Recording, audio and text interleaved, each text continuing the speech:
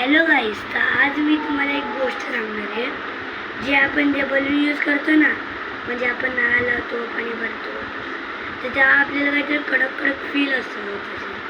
ते बघा, ह्याच्यात तुम्हाला काहीतरी काळा काळा दिसत असेल. तर आता मी याला काढून दाखवतो. हे बघा गाईस, मी फोडला याला, पाहू शकता.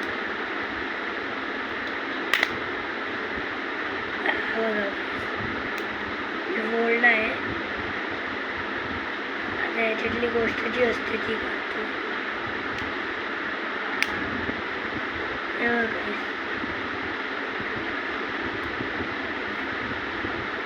हे बघा